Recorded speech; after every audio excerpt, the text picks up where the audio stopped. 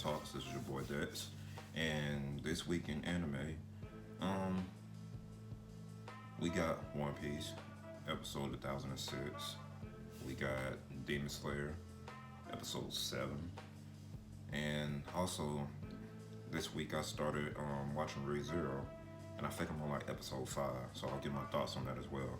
But first, let's go ahead and start off with One Piece. So this episode adapted sequences in the manga that honestly a lot of people didn't really care for. It was the title was kind of misleading because it was like they were talking about the Oni stuff and Queen with his plague and how Chopper was mad about it and how he's shooting his own men and having them fight as well and thinking it's a game and whatnot. You know, Chopper was just expressing his sentiments, but nothing really moved forward from that other than that. But then we cut to, I want to say we cut to the rooftop, and or no, there was a rooftop scene where we see Kaido against the Red Scabbards.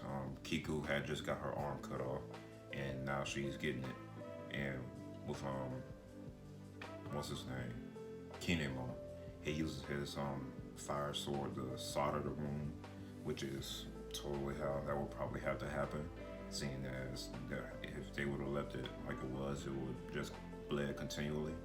So there's that, and then Kaido transforms out of his dragon form and is basically like, see, I like y'all, I like samurai, y'all are loyal, y'all are fierce, and y'all in the way of the samurai. So like the Bushido way, the way of death, you know, so stuff like that. That's what he admires most. And he mentions Whitebeard and Roger and that they did it right. They went out in the blaze of glory, and they're remembered in time for how they went out. So it's that thing where we see that Kaido has that fixation on death, and that's one of the reasons why we see him always chasing the death. When we met him that first time, jumping off the Sky Island, and the narrator said that he was always looking for death, looking for a way to die. So this kind of ties back into that, but doesn't fully flush it out, you know, which a lot of people, manga readers included, are waiting for that flush out, you know, waiting for that moment that it all comes back around full circle, and we see finally Kaido's motivations and what led him to be the way that he is today, you know. So there's that. And then there was a scene where, you know, Momo and Shinobu are continuously running away from Yamato. Yamato's trying to protect them. And honestly, the rest of this was filler because none of this we really saw in the manga play out, but now it showed how Yamato ended up interacting with Sasaki, and they showed the phone call, right? Well, first they showed the phone call with King calling everybody out, letting everybody know where Momo was and that they need to take him out, and they'll, you know, take away the ambitions of the samurai, take away like their drive. So that's what he's told to do. That's what he told them to do, and we see all the interactions from Togoropo, but the main one we focus on is Sasaki, and Momo and them running away from Yamato run into Sasaki, and they actually did a very good job at animating, and not even animating, just the storytelling and storyboarding of that whole situation, because they could have easily just added a whole bunch of extra filler like breathing and, you know, extra breathing, extra long pause takes, you know the Toei deal, but they didn't. And this was actually a surprise episode for me because honestly I wasn't expecting anything from this episode. Everybody's just waiting for Roof Piece, you know. So this was actually a very dope episode. I give it a solid 7, solid 7.5. Yeah, I'll say 7.5 out of 10. Sorry about that. But yeah, moving along. We got Demon Slayer.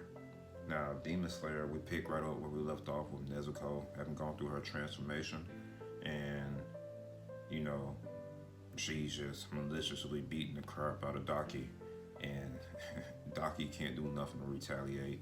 But also, we see that Nezuko is losing herself and becoming more and more of a demon, and Tanjiro was just knocked out. But luckily, the vestige of his brothers woke him up in time before Nezuko had the chance to kill somebody, and then Tanjiro had to wrestle her down and calm her down. And in the midst of that, Daki was about to strike while he was doing that, but here comes Uzui, taking care of her in a blink of an eye like that.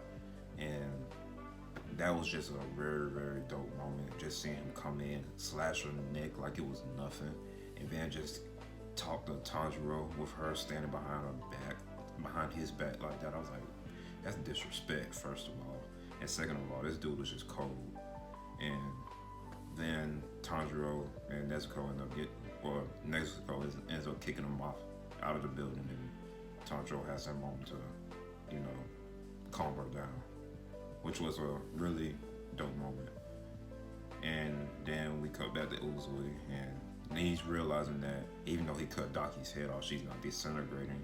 And then that's when the revelation kicks in that they're not just one demon, they are two. That's why I said they. And the second demon comes out, and it turns out they both share the rank of Upper Moon 6. And that's the reason. Everybody's now realizing that he's the reason why Daki is the way she is, because in reality, she relies on her older brother, and she's more or less useless and just a glutton, and, doesn't really take responsibility like that. Or that's what I'm saying is she doesn't take responsibility, and she's just a child at that. So sure, she has the brain of a child. But yeah, Tenzin and I forget his name, Gyutaro. I think it started with a G. I think it's Gyutaro. Gyutaro comes off as that envious dude, Really, he comes off as a hater, right? Noticing all the good things, all the good qualities of Tengen, mentioning how tall he is, how good he is. He's got meat on his bone, he got muscles. Probably has all the ladies, and, he just comes off as that jealous type, And basically, that really personifies his whole character to me. So, yeah, that's more or less it, right? But then they duke it out, and really that's basically the end of the episode. But yeah, as far as animation goes, animation is always good. Demon Slayer has not dropped the quality in animation at all, even from the recap episodes in Mugen Train Art all the way until now. Demon Slayer has just been on point blank period, right? So there's really no debate about that. I think as far as manga adaptation goes, this is by far the superior. It just puts it it storyboards and frames it in a way that I think did better than the manga.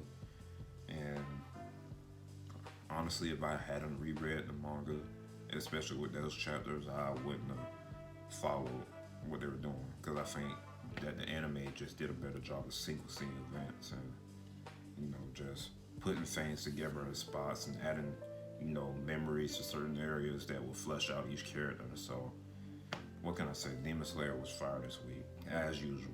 But moving right along, I had a chance to check out. I'm not even through yet. I'm not even through with the first season, but I am checking out ReZero.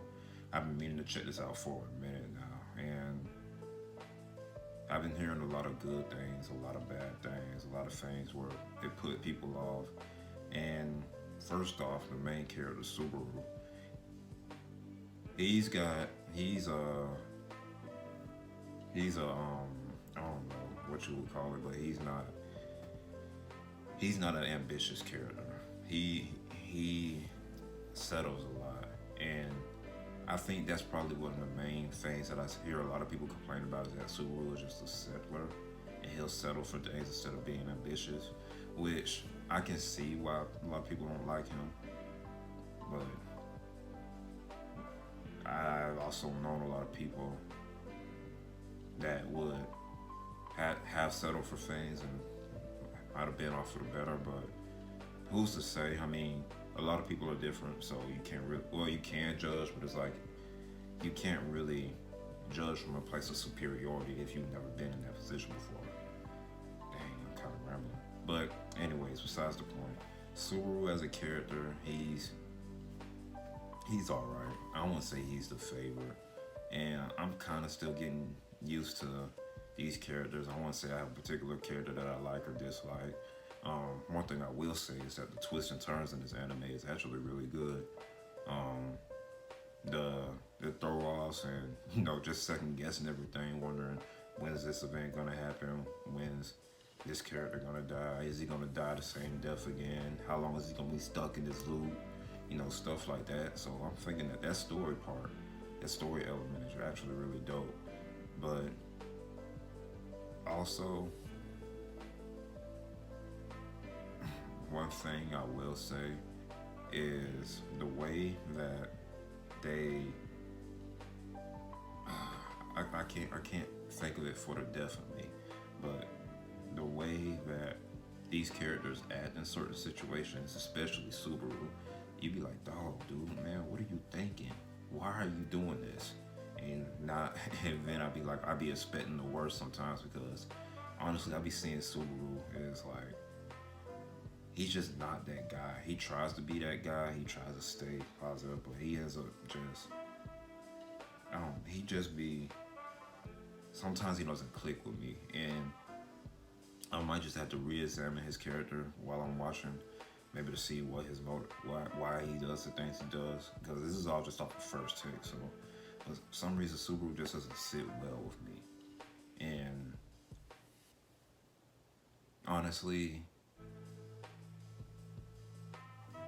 I could care less about Subaru if I'm being real. But that's besides the point. I'm thinking about 1, 2, 3, 4, 5, 6, 7, 8.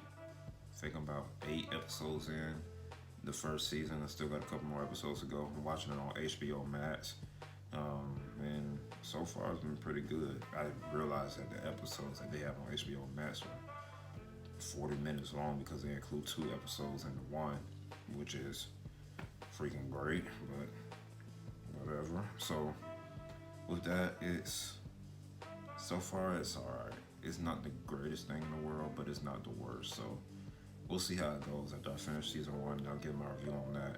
But other than that, that's pretty much it for this anime talk.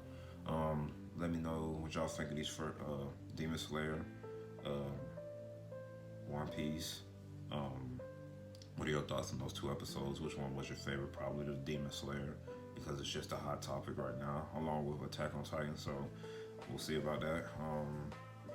Let me know if you have any thoughts with Subaru, or is there anything that I'm missing, or not Subaru, but ReZero. Let me know if you have any thoughts about that. If there are some things that I'm missing, is there any story plots or story elements I'm just overlooking? Let me know in the comments down below. Like the video, subscribe if you want to. If not, then that's cool. And yeah, catch you on the next one.